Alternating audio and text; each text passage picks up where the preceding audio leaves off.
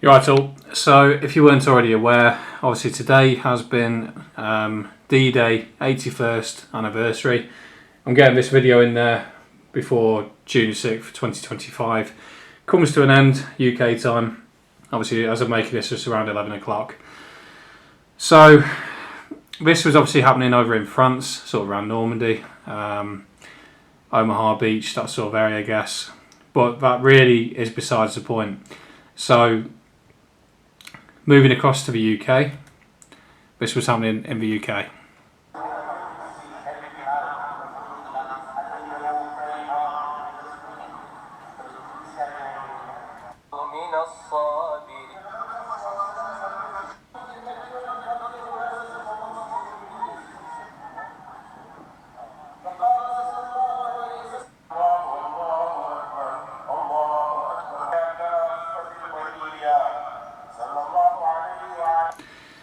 Now, I don't think I really need to explain my point, but I have to because of the lefties. Yes, I'm well aware some Muslims fought in World War II. There was also Bosnian Muslims fighting for Hitler, would you believe?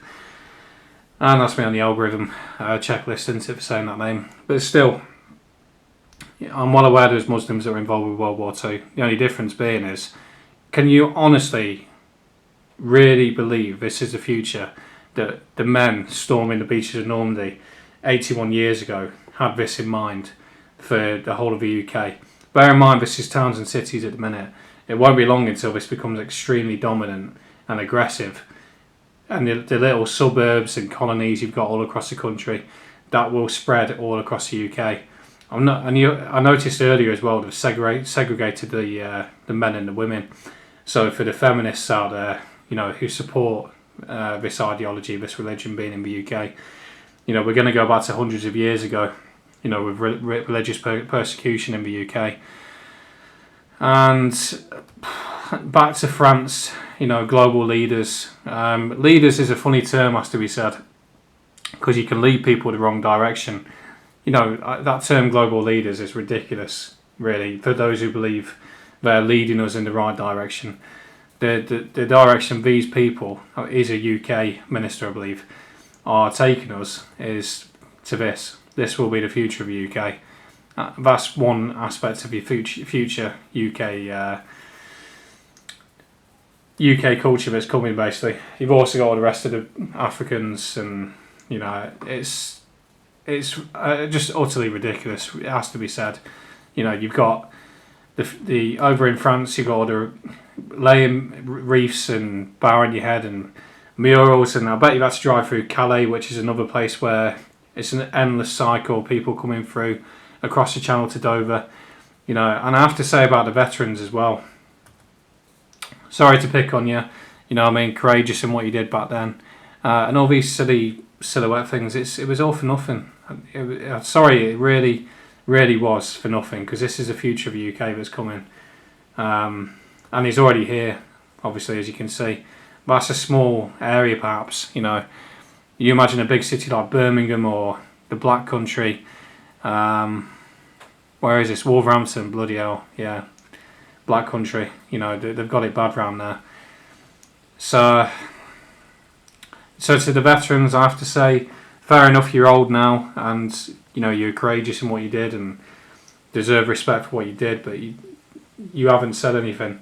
You're probably being interviewed here, obviously talking about yourself rather than, and obviously the people that died on that day and your own experiences, but you're not talking about the country and the future that you're leaving behind and how you've been betrayed by the government and continuing on. If you should be speaking up against these people that are there for their photo opportunities while they continue to sell the country out.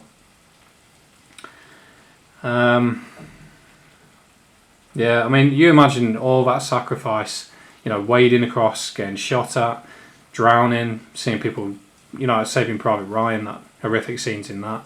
You imagine going through all that, and this is the future for you, all across the UK. And that's before you mention the ministers, Sadiq Khan and Hamza Yousaf, etc., etc. And it doesn't stop. It's not looking like it's going to stop. That's the thing. I don't really think there is one more thing for the lefties. You might well go on about those Muslims, that fought in World War Two, but the men who fought in World War Two didn't have this in mind for the UK, did they? Not really much else I can say. It just, I suppose one last thing I can say is 19 years' time we'll reach the century, be 100 years on from D-Day, and where are we going to be then? Will there even be enough people left behind in the UK to, because there's loads of people leaving, loads of decent people leaving.